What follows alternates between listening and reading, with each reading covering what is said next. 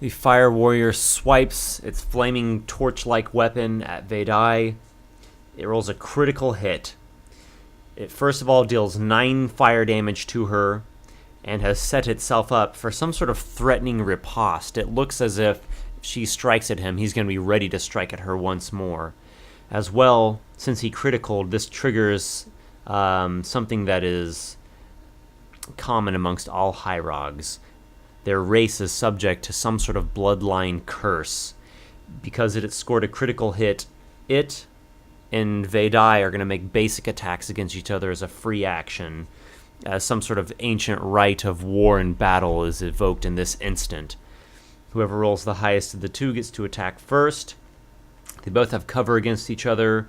The Fire Warrior comes up with 15 minus 2 and Vae'dai with 20 minus 2. So hers is highest. She strikes first. She hits for 6 damage. Then he misses. She just kind of dodges behind this this rock here. Okay, next up is the Axe Warrior. It attacks with its bone axe. 14. It's getting a +1 bonus because it's in this aura of ritualistic chanting from the priest. It gets 14 plus 1 is a miss. Vai'cairn attacks with a pressing strike. He, first of all, shifts 2 squares, or really just 1 because he's in difficult terrain. He thrusts his spear strongly forward, stabbing it somewhat into the hide armor of this Axe Warrior. He deals 5 damage. He pushes it 1, which is going to go back into this submerged netting that has this barbs on it that caught up the Arkai canoe. So the Axe Warrior gets a saving throw to avoid going into the netting. 9 is a failure. It gets pushed back. The barbed netting attacks the Axe Warrior. Basically, what the netting can possibly do is catch him up in it and immobilize him. It's the netting attacks 7 versus the Axe Warrior's reflex, which is a miss. Vai'cairn is going to move. He is going to activate his Arkai Athlete to get some additional distance here, and he gets adjacent to this priest, which he notices this ritualistic chanting it's emanating out is going to help heal and empower the attacks of its allies. So he does not want that going on. He has got a very angry expression on his face. The Hierog priest notices this, and it feels very threatened. It does not wish to chance taking an opportunity attack just at this moment. So it attacks with this ritual staff that it is holding on to. It is a 21 versus Vai'cairn.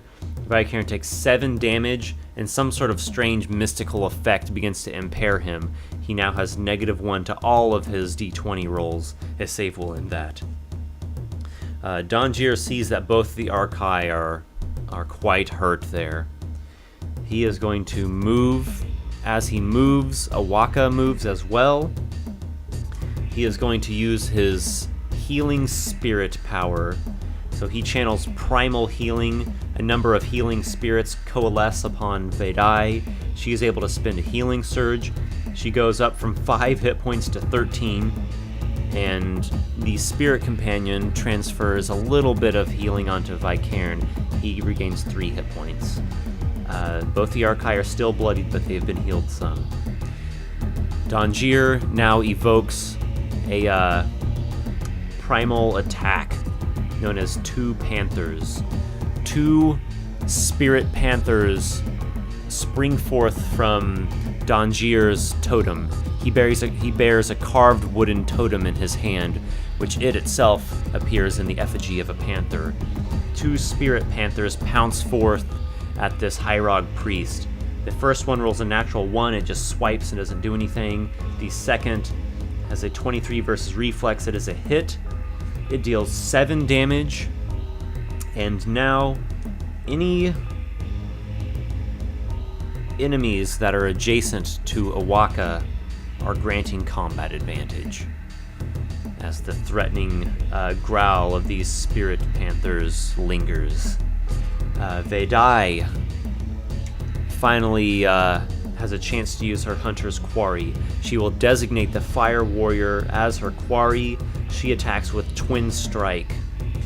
Now, since the Fire Warrior set up for this counterattack, he gets to do that, let's see, as an immediate reaction. So the first attack is a 13 minus 2. So Vae'dai's first attack misses. As an immediate reaction, the Fire Warrior swings with his flaming torch. 10 minus 2 from cover is a miss. And then Vae'dai's second attack from Twin Strike, which would be with the off and the spear end of her Urgrosh, is 18 minus 2.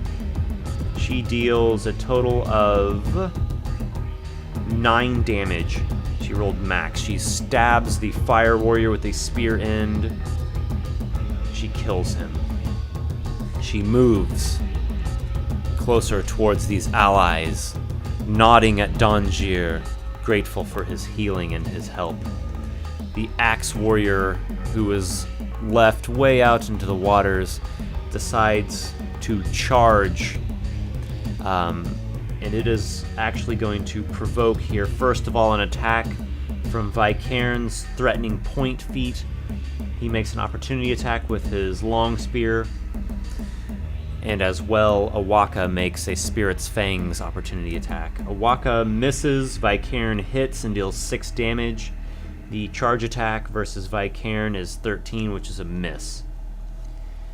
It is now Vai'cairn's turn. He attacks with a recuperating strike, attempting to invigorate himself somewhat and gain a bit of stamina. He attacks the Hierog Priest. He has combat advantage for +2 and -1 for the minor curse from that ritual staff hit. So 19 +2 -1 is a hit. He deals 14 damage to the priest, gains 2 temporary hit points. He decides to shift here. He rolls a saving throw. 13 is a success. He has gotten rid of his penalty.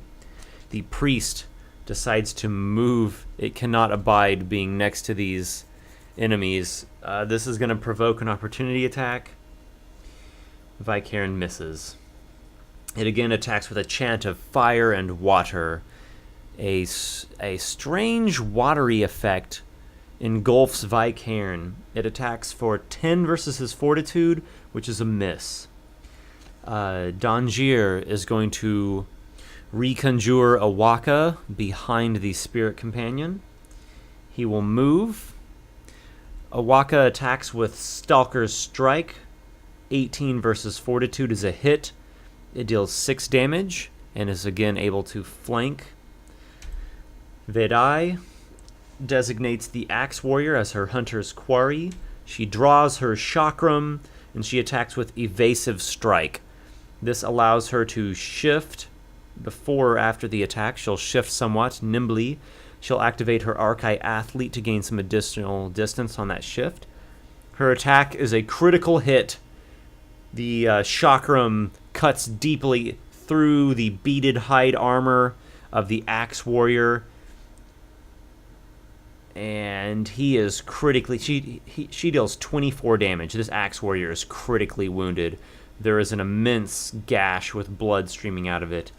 And let's see, Vae'dai has 1 chakram left on her belt hitch.